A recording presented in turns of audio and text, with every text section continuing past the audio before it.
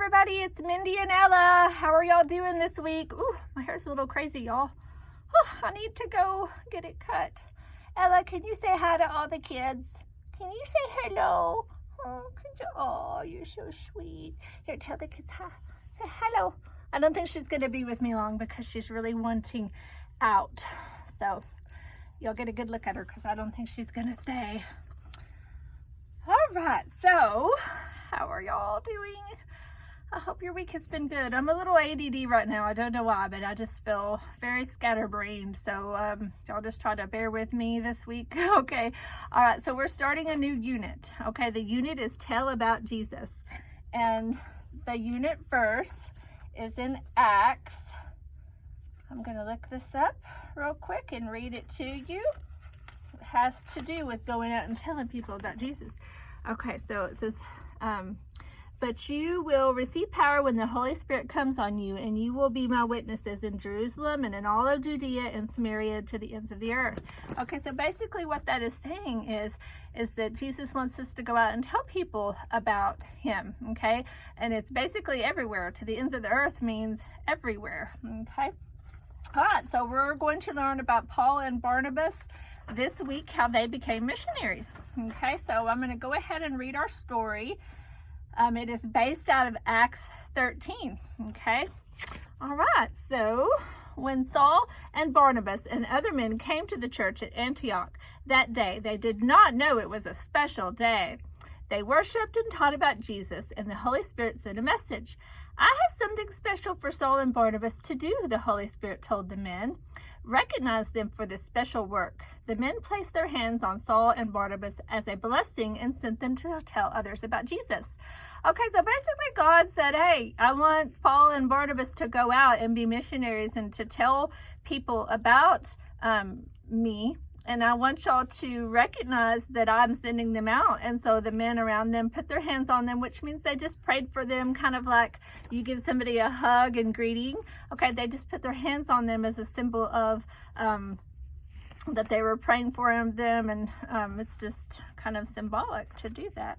And so anyway, okay, so where are we at? Saul, who was also called Paul, you've probably heard him called Paul, and Barnabas took a boat to Cyprus and preached about Jesus in the synagogues.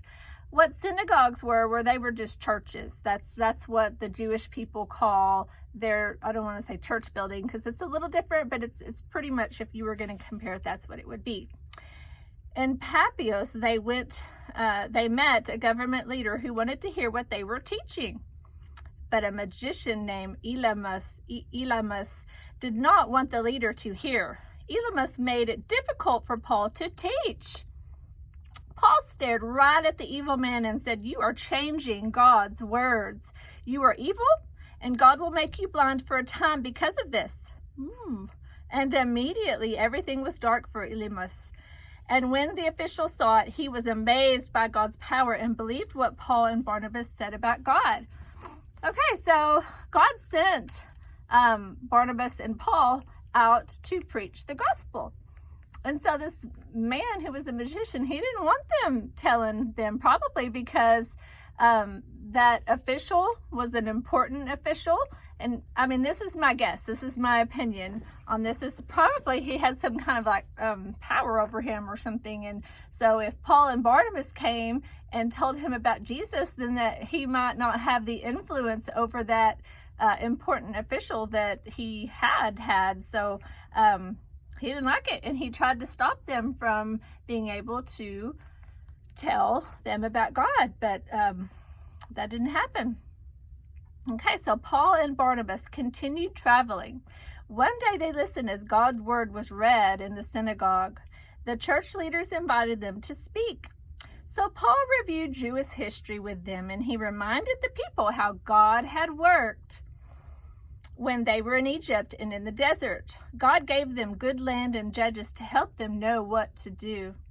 And he gave them a great king named David. Okay, so basically what Paul is doing here is he's reminding them of how God has been with them in the past. Okay, they were, as a group, the Israelites were slaves at one time in Egypt, and God brought them out of that, okay? And he's just reminding them of some of the good things. which is a good thing for us to do for ourselves, okay? If God does something good for you, it's a good thing to remember that and to think on it and to remind yourself about what God has done for you. Okay, so Paul explained that John the Baptist preached about the one who was coming. This was Jesus, a descendant of King David. Paul showed them the scriptures about Jesus and taught about Jesus' death and resurrection. On the next Sabbath day, Paul and Barnabas returned to the synagogue to preach. This time, even more people showed up to hear, and this made some Jewish leaders jealous and caused problems for Paul and Barnabas. Okay, so they came into this area, and the Jewish religious leaders had a lot of probably power and control, and they were very, very, I don't want to say the word religious, but just they had it down. This is how it was. Okay, so Paul coming in and preaching about Jesus really shook things up. Okay, and the religious leaders didn't like it, and they were jealous because a lot of people were listening to Paul and Barnabas, and that made them jealous. Okay. All right, so since you reject what we say, Paul said, we will share God's message with the Gentiles who are not Jews. The Gentiles were excited to hear about Jesus, and many people believed in Jesus, and the good news spread throughout the whole area. Okay, so basically what they're calling a Gentile is anybody who is not a Jew. Okay, so what the Jews are they're a group of people, and they're God's chosen people. Okay, and Jesus brought the message to them first. And a lot of Jews did accept that, but some of them didn't. And those that didn't made a lot of trouble, like we had just read. And so Paul's like, okay, well, I'm going to go and preach this gospel to the Gentiles, which means everybody else. And the Gentiles were very, very happy to hear it. And so it's amazing to me how God turns things around. Okay, it probably at a time or two, probably more than a time or two, looked pretty bad for Paul and Barnabas. I don't think that this was easy sailing for them. I think that they, at times in the Bible it says that they were, they almost died. And I mean, they had a lot of things happen to them, but they kept pressing forward with that. And so God turned it around for good. He used their struggle for that. And so anyway, this is our lesson for this week.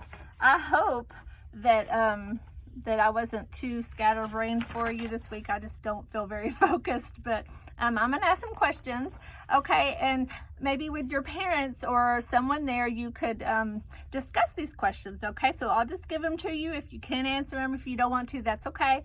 But I will just ask the question, and then I'm going to just give it a few seconds and go on to the next one. So maybe you or your parents could pause it while you think about what the answer is, okay? So the first question is, for what were Paul and Barnabas chosen?